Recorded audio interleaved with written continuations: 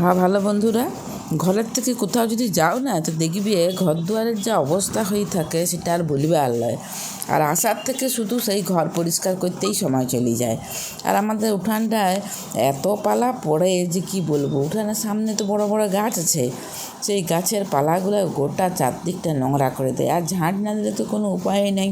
তাই দেখো, প্রথমে সকালে উঠেই পালাগুলোকে ঝেঁটাই আর পরিষ্কার করে দিচ্ছি।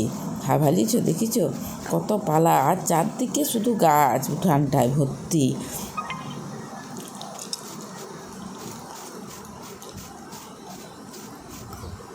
এদিকে পালাগুলোকে পরিষ্কার করে দিয়ে আর যতগুলো কাপড় চোপড় ছিল সবগুলো কাচিয়ে কুচিয়ে আর ধুয়ে একবারে স্নান করে চলে এসেছি।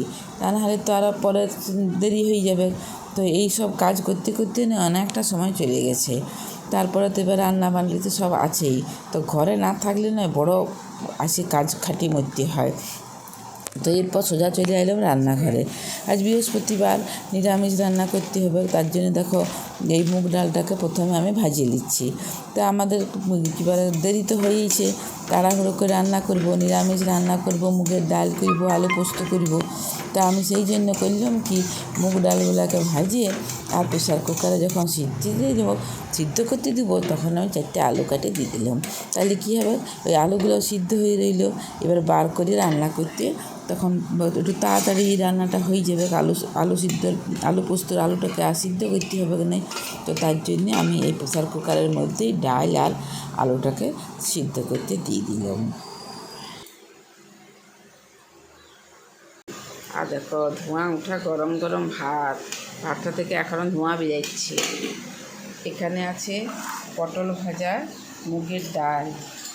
এই যে মুগের ডাল, একটু পুরো একদম গাওয়া ঘি দিয়ে মুগের ডাল, বুঝেছি।